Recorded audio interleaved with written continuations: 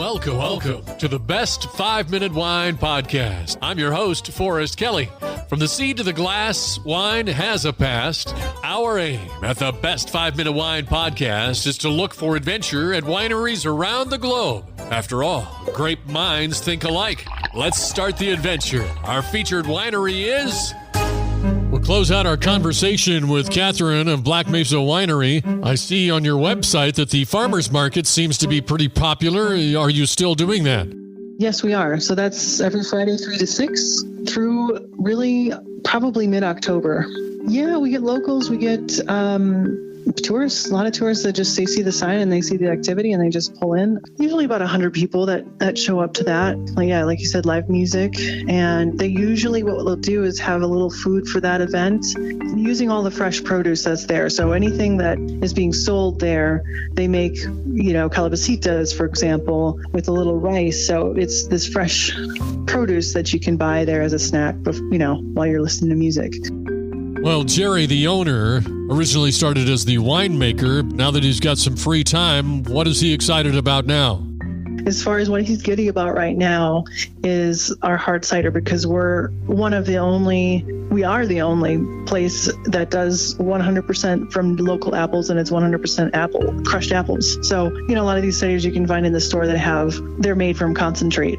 And then they're fermented and then, made into a hard cider. But we actually literally make it just like we would our white wines. And then we use a bright take to carbonate it just like you would a beer. And quite recently, we've been working with local hops. So we're fermenting the hops and then adding the flavor into our dry hop cider. So it's kind of, personally, I think it tastes a lot like a hard kombucha. And some people have said, well, it smells a lot like beer, but it's not heavy like beer. So as far as awards and getting giddy about something right now, it's going to be the ciders for Jerry, for sure. Okay, now that we've covered everybody, let's ask you a personal question. What do you enjoy most about working at Black Mesa Winery? It's a great product and it's a great group of people. And so it's easy for me to promote it.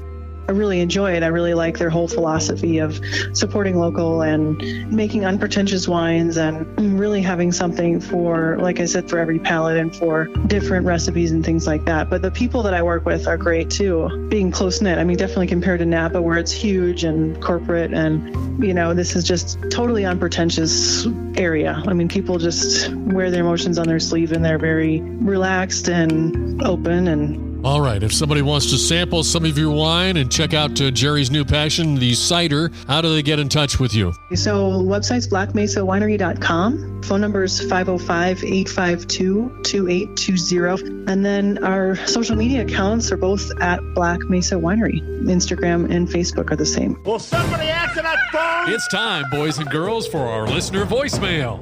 Hi, y'all. This is Rochelle calling from Nashville, Tennessee. My question to you is, why does wine cost as much as it does?